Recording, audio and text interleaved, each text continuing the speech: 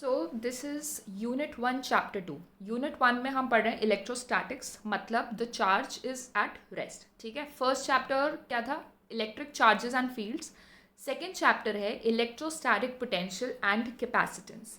तो majorly this chapter is divided into two parts. One will be dealing with electrostatic potential और दूसरा होगा capacitance पे। ठीक है, तो हम इस पर्टिकुलर लेक्चर में potential energy, conservative forces, electrostatic potential की डेफिनेशन, उसका प्रूफ और उस पर न्यूमेरिकल करेंगे। ठीक है, तो ये चैप्टर पोटेंशियल स्टार्ट करने से पहले हम देख लेते हैं पोटेंशियल एनर्जी क्या होगी।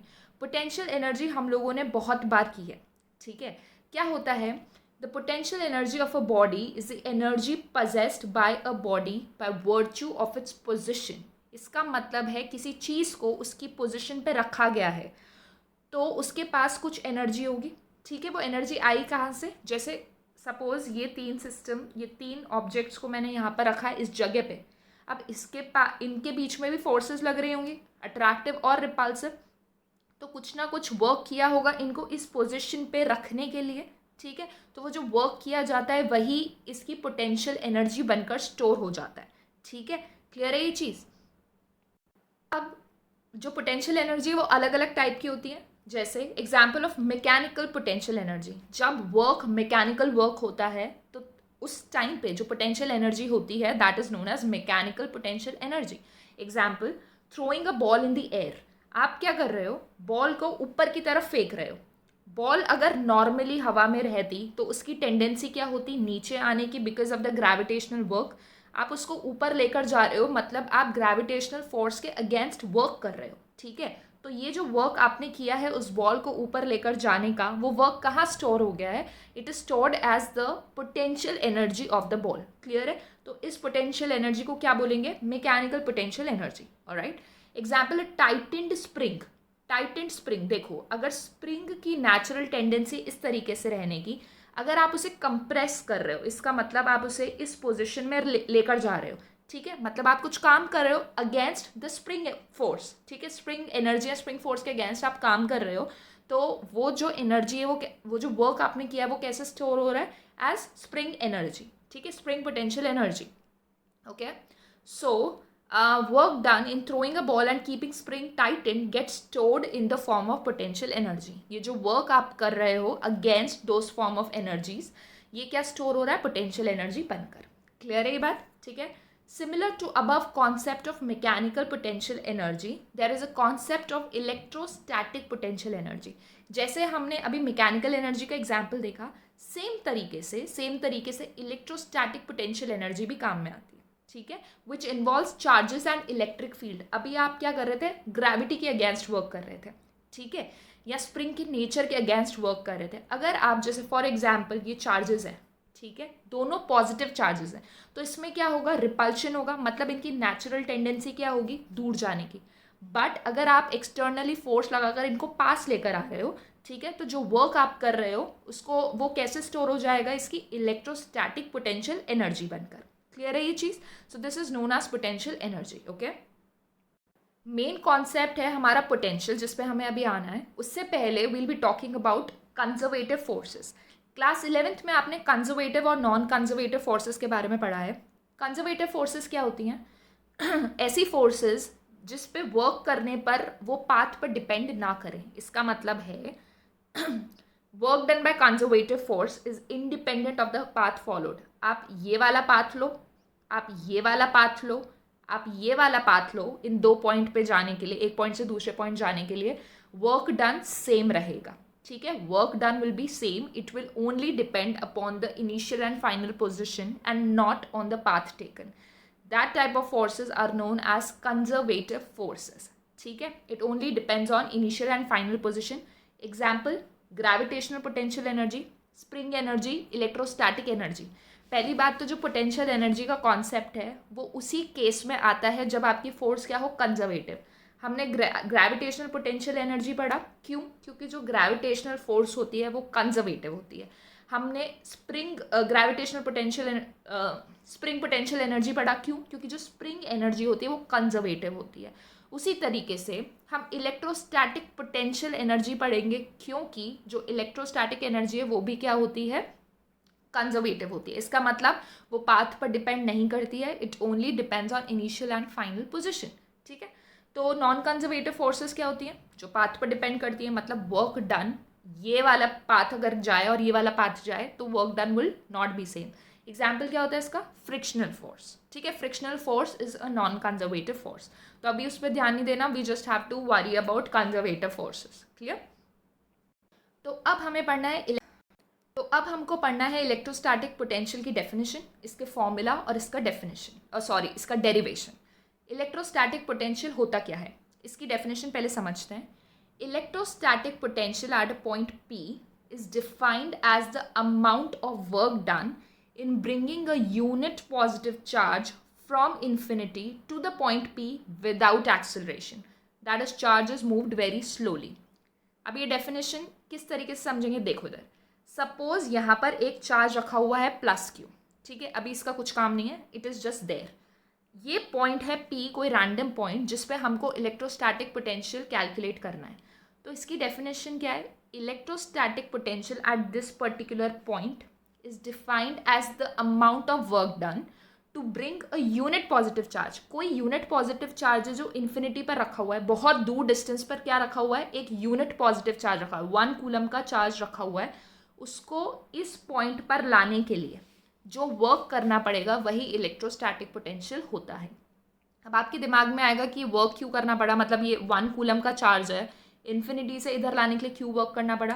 देखो, एक चीज़ को एक पॉइंट से दूसरे पॉइंट डिस्प्लेस करने के लिए तो वर्क करना ही पड़ता है, ठीक है। दूसरा, यहाँ पर एक और चार्ज रखा हुआ है +Q, तो देयर विल बी रिपल्शन। जब आप इस 1 कूलम के चार्ज को इधर लाना चाहोगे तो ये +Q will not support it, तो आपको कुछ वर्क करना पड़ेगा अगेंस्ट दैट। तो वो वर्क, जो टोटल वर्क है, it is known as electrostatic potential. समझ आ गया क्या होता है इलेक्ट्रोस्टैटिक पोटेंशियल, वो वर्क जो आपको 1 कूलम के चार्ज को इन्फिनिटी से उस पॉइंट पर लेके आने के लिए करना पड़ रहा है, ठीक है। That is known as electrostatic potential. अब एक इसमें इंपॉर्टेंट चीज़, बहुत क्या इंपॉर्टेंट चीज़ है, that the charge should be brought without acceleration. मतलब आप ये इन्फिनिटी से जो चार्ज लेकर आ रहे हो इस पॉइंट P पर, वो बहुत धीरे धीरे लेकर आना है ताकि उसमें कोई एक्सेलरेशन ना हो, बहुत धीरे। ऐसा क्यों होता है, क्योंकि हम बोल रहे हैं कि जो भी हम वर्क कर रहे हैं उस चार्ज को उस पॉइंट पर लाने के लिए, that is stored as potential energy, ठीक है। लेकिन अगर आप उसको बहुत तेज़ी से लेकर आओगे, उसको किसी एक्सेलरेशन के साथ लेकर आओगे, तो ऐसे टाइम में क्या होता है कि जो चार्जेस हैं वो इलेक्ट्रोमैग्नेटिक वेव्स रेडिएट करने लगते हैं, तो बहुत सारी एनर्जी उसमें चली जाती है। तो ये जो टोटल वर्क है वो पूरा का पूरा पोटेंशियल एनर्जी की फॉर्म में स्टोर नहीं हो पाएगा, वो इस इलेक्ट्रोमैग्नेटिक एनर्जी में भी निकल जाएगा, ठीक है, विच वी डोंट वांट। इसीलिए हम उसको बहुत ही स्लोली लेकर आते हैं ताकि there is no acceleration. Definition clear हो गई, ठीक है। Now we'll do expression for electrostatic potential at a point due to point charge. एक पॉइंट चार्ज रखा हुआ है, उसकी वजह से जो इलेक्ट्रोस्टैटिक पोटेंशियल होगा किसी भी पॉइंट पे वो हमें कैलकुलेट करना है, ठीक है। अब देखो, ये जो डेफिनेशन हमने पढ़ी, this is the general definition, लेकिन जो हम डेरिवेशन के टाइम पर यूज़ करेंगे, हम दूसरी डेफिनेशन यूज़ करेंगे, ठीक है। तो इसकी दूसरी डेफिनेशन क्या है, it is the negative of work done by conservative forces to bring a unit positive charge from infinity to that point.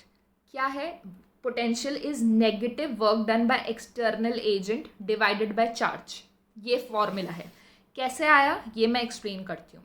देखो, क्लास 10th इलेक्ट्रिसिटी चैप्टर में हमने पोटेंशियल डिफरेंस का एक फॉर्मूला पढ़ा था, that V is equals to W/Q।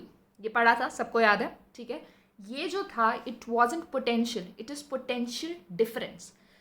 Physics में potential की definition नहीं है, पोटेंशियल डिफरेंस की डेफिनेशन है। पोटेंशियल डिफरेंस की डेफिनेशन क्या होती है, VA minus VB is equals to work done B/A upon charge.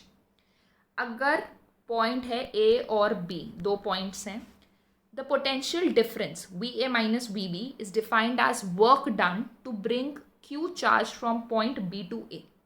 अगर आप B से A पर एक चार्ज Q को लेकर जा रहे हो, तो जो वर्क किया है that will give you the potential difference between these two points. इसका मतलब है फाइनल पोजीशन कौन सी थी आपकी, वी ए। तो फाइनल पॉइंट पे जो पोटेंशियल है माइनस इनिशियल पॉइंट पे जो पोटेंशियल है is equals to work done B से A upon charge. This is the definition of potential difference, ठीक है। अब हमें चाहिए पोटेंशियल, तो पोटेंशियल के लिए हम क्या करते हैं, हम किसी एक पॉइंट को अगर उसका पोटेंशियल हम जीरो कंसिडर कर लें तो हमें एक पॉइंट पर पोटेंशियल मिल जाएगा। समझ आ रही है बात। हमें एक्चुअल में क्या फॉर्मूला है पता है, पोटेंशियल डिफरेंस का हमें चाहिए फॉर्मूला फॉर पोटेंशियल।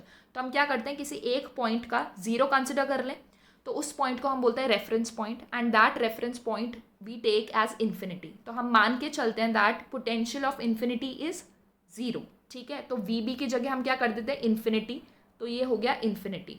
तो बेसिकली हमारे पास फॉर्मूला क्या मिला, V A minus V infinity is equals to work done infinity to A upon Q, और ये चीज़ हो जाएगी ज़ीरो। तो बेसिकली मिल गया V A is equals to work done W infinity to Q upon infinity to A upon Q. Clear है ये चीज़।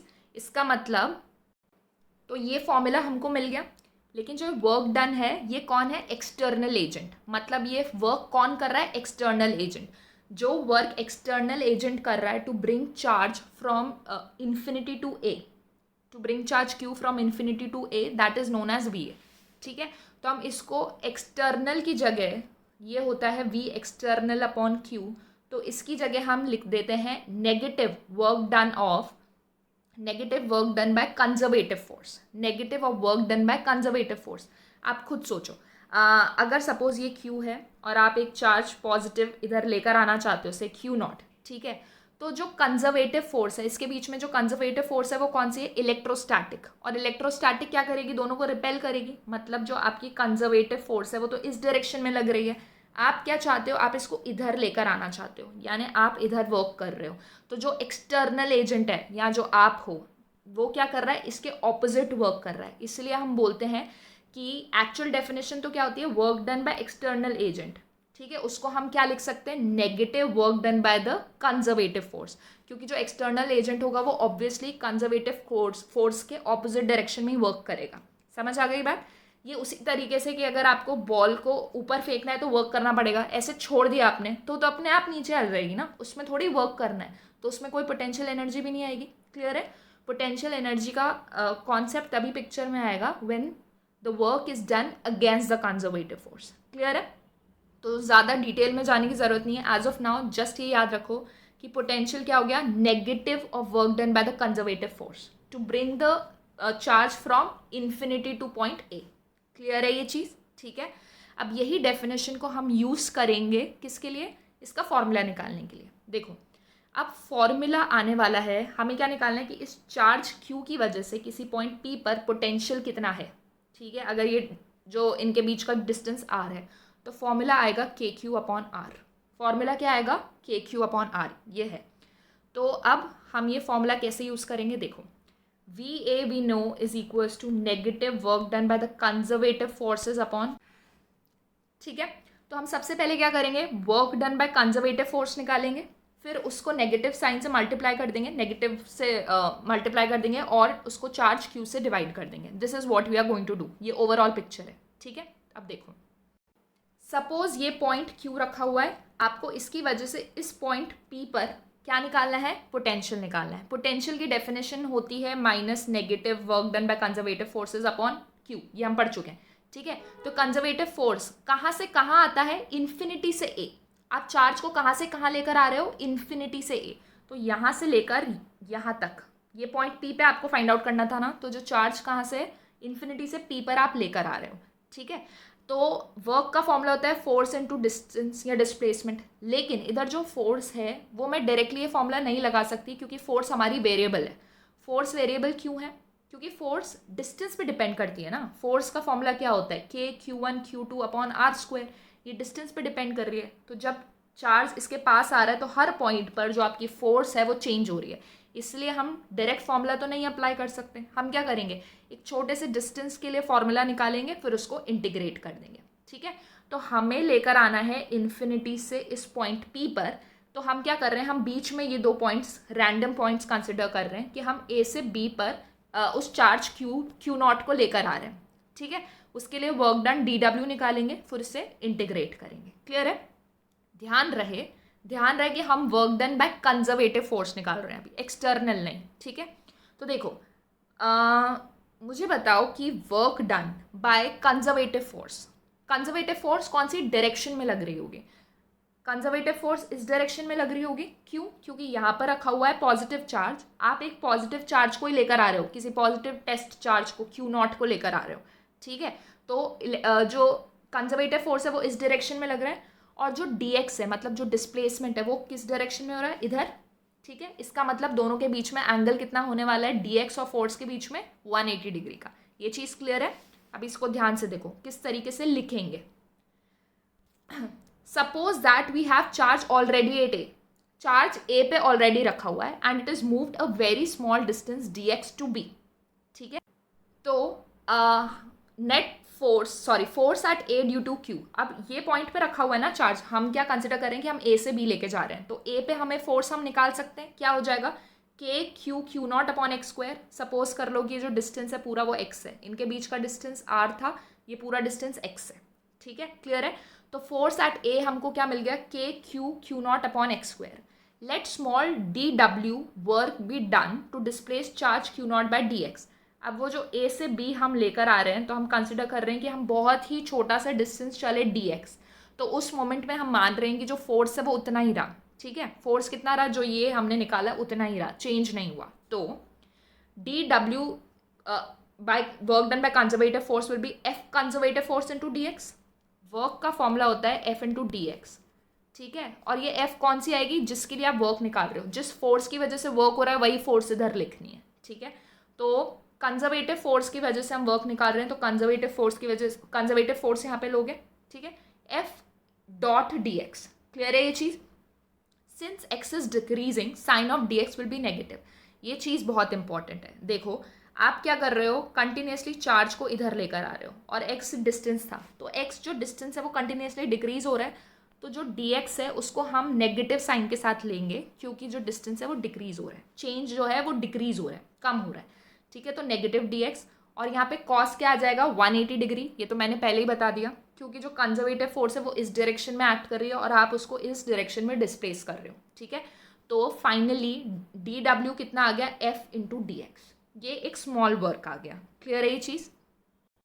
तो दिस इज dw। अब क्या करोगे? इंटीग्रेट करोगे। कहाँ से कहाँ तक इंटीग्रेट करोगे? बस इतना सोचो। हम क्या कर रहे हैं, इन्फिनिटी से हम किस पॉइंट पर लेके आना चाहते हैं उसको? ये डिस्टेंस r पे, तो इन्फिनिटी से जो r होगा वहीं पर लेकर आना चाह रहे हो। ठीक है, तो जब लिमिट लगाओगे वर्क डन की वो होगी इन्फिनिटी से r। ठीक है, जो बड़ा डिस्टेंस था दैट वाज इन्फिनिटी, और किस पॉइंट पर लेके आ रहे हो? P पॉइंट पर, तो फाइनल डिस्टेंस कितना हो गया? r, तो इन्फिनिटी से r लेकर आ रहे हो, इसका इंटीग्रेशन। तो Q0 तो बाहर आ गया because it is constant. Integration 1 upon x square, integration 1 upon x square is -1 upon x, तो -1 अपॉन एक्स आ गया। Limits infinity to r। ठीक है, तो Q0 ब्रैकेट में -1 upon r minus -1 upon infinity, 1 upon infinity 0 होता है, तो फाइनल कितना मिल गया work done? Minus Q0 upon r। ठीक है, ये मिल गया आपको work done by conservative force. तो हमने डेफिनेशन क्या पढ़ी थी? V is equals to negative work done by conservative force upon the test charge, यही पढ़ी थी। तो अभी हमारे पास क्या मिल गया? माइनस Q0 अपॉन r मिला हमें। ठीक है, ये क्या मिला हमको? Work done by conservative force. हमें निकालना है वर्क डन बाय एक्सटर्नल, तो पहले तो इसका नेगेटिव करोगे, यानी ये पॉजिटिव हो गया, फिर उसको Q0 से डिवाइड करोगे तो Q0 कैंसिल हो गया। तो जो पोटेंशियल आया आपके पास ए पे वो कितना आ गया? KQ upon r। के की जगह हम 1/4πε0 भी लिख सकते हैं, Q upon r। So this is the formula किसका? पोटेंशियल का, किसी भी एक पर्टिकुलर पॉइंट पे because of a point charge. ठीक है, अब देखो ये पोटेंशियल का फ़ायदा क्या है, क्या मिलेगा हमें इस पोटेंशियल से? तो देखो लास्ट जो चैप्टर हमने किया था इलेक्ट्रिक फील्ड किया था, तो इलेक्ट्रिक फील्ड का कॉन्सेप्ट था E is equals to F upon Q था। इसका मतलब अगर आपको इलेक्ट्रिक फील्ड पता थी तो आप फोर्स लगा सकते थे कि आप किसी भी चार्ज को उधर लेकर आ रहे हो उस इलेक्ट्रिक फील्ड में, तो उस पर कितना फोर्स लगेगा, ये पता चलता था आपको इलेक्ट्रिक फील्ड से। तो ऑन द सेम कॉन्सेप्ट आपको पोटेंशियल क्या इन्फॉर्मेशन दे रहा है कि अगर कोई पॉइंट है उस पर पोटेंशियल v है तो कितना वर्क करना पड़ेगा एक चार्ज को एक पॉइंट से दूसरे पॉइंट पर लाने के लिए, ठीक है। तो W is equal to V upon Q, ये मिल जाएगा। क्लियर है? So this is the physical meaning of potential. Potential से क्या मिल जाएगा आपको? Work done. तो अगर पॉइंट पे पोटेंशियल गिवन है, चार्ज गिवन है, तो आप कितना वर्क करना पड़ा है वो निकाल सकते हो इजीली। क्लियर है ये चीज़? Okay. Now very important, potential at A due to positive charge is positive and due to negative charge is negative. Potential एक स्केलर क्वांटिटी होती है, ठीक है। तो जब आप ये फॉर्मूला लिख रहे हो V is equal to KQ/R, तो इसमें Q को उसके जो साइन है उसके साथ रखोगे। जब भी हम फोर्स या इलेक्ट्रिक फील्ड की बात करते थे हम सिर्फ मैग्नीट्यूड लेते थे क्योंकि वो था एक वेक्टर क्वांटिटी, लेकिन जब हम स्केलर क्वांटिटी की बात करते हैं तो जो नेगेटिव होता है उसको उसी साइन के साथ हम फॉर्मूला में पुट करते हैं, ठीक है। तो potential at A due to positive charge will be positive and negative की वजह से नेगेटिव होगा। फॉर एग्जाम्पल अगर ये +Q चार्ज है, यहाँ पर आपको पोटेंशियल निकालना है तो वो कितना हो जाएगा? KQ/R। यहाँ पर -Q है और आपको इस पॉइंट पर पोटेंशियल निकालना है तो वो कितना हो जाएगा? -KQ/R। क्लियर है ये चीज़? ठीक है, alright. Now in this particular question is VP - VQ positive और नेगेटिव? VP - Q, अच्छा ये एक पॉइंट है, ये दूसरा पॉइंट है। इस पॉइंट पर सपोज ये डिस्टेंस है R1, ठीक है, और ये डिस्टेंस है R2, ओके। तो VP कितना हो जाएगा? KQ/R1 और VQ कितना हो जाएगा? KQ/R2। मुझे बताओ ये पॉजिटिव क्वांटिटी होगी कि नेगेटिव क्वांटिटी होगी? देखो VP will B obviously greater than VQ क्योंकि इधर डिस्टेंस कम है, डिस्टेंस कम है तो VP ज़्यादा हो जाएगा VQ से, तो obviously VP - VQ will be positive, ठीक है। लेकिन एक नेगेटिव चार्ज की वजह से जो VP आएगा वो क्या होगा? कम होगा एज कम्पेयर टू Q। तो VP will be less than VQ, so VP - VQ is negative. Clear है ये चीज़? Okay. Next, plot of variation of electric field and potential with respect to distance. देखो इलेक्ट्रिक फील्ड का formula क्या होता था? KQ/R², मतलब जो E था it was inversely proportional to R², और V का फॉर्मूला क्या है? KQ/R। इसका मतलब जो V है it is inversely proportional to R। तो जब ग्राफ ड्रॉ करोगे E का विद रिस्पेक्ट टू R तो 1/R² वाला ग्राफ बनेगा, इसमें 1/R का ग्राफ बनेगा, ठीक है। क्लियर है ये चीज़? Now one easy numerical, calculate potential at point P due to charge of this at R is equals to 9. Hence, find the work done in bringing a charge of 2 × 10⁻⁹ from infinity to P. State whether work done will depend on the path along which the charge is brought. ठीक है, सबसे पहले question को parts में देखते हैं। सबसे पहले कैलकुलेट द पोटेंशियल, आपको पोटेंशियल कैलकुलेट करना है किस चार्ज की वजह से? इसकी वजह से, और डिस्टेंस गिवन है। तो पोटेंशियल का फॉर्मूला क्या होता है? KQ/R। K की वैल्यू पता है 9 × 10⁻⁹, Q गिवन है आपको 4 × 10⁻⁷, और R भी गिवन है 9 सेंटीमीटर, जिसको मीटर्स में कन्वर्ट करोगे तो V कितना आ जाएगा? 4 × 10⁴ वोल्ट। क्लियर है ये चीज़? नेक्स्ट आपको क्या कैलकुलेट करना है? Find the work done in bringing charge of this. अब देखो वर्क डन कैलकुलेट करना है, मैंने बताया वर्क डन, अगर आपको किसी पॉइंट पर पोटेंशियल पता है तो आप, और चार्ज पता है तो आप वर्क डन निकाल सकते हो। तो वर्क डन का फॉर्मूला कितना हो गया? V × Q। V तो अभी आपने निकाला, और चार्ज कौन सा लेके आना है? 2 × 10⁻⁹। तो work done is this which is 8 × 10⁻⁵। Last में पूछ रहा है क्या वर्क डन डिपेंड करेगा पाथ पर? तो ऑब्वियसली हम कौन सा वर्क डन की बात कर रहे हैं, कौन से फोर्स की बात कर रहे हैं? इलेक्ट्रोस्टैटिक की, एंड इलेक्ट्रोस्टैटिक कंजर्वेटिव होता है, इसलिए work done will not depend on the path. Clear है?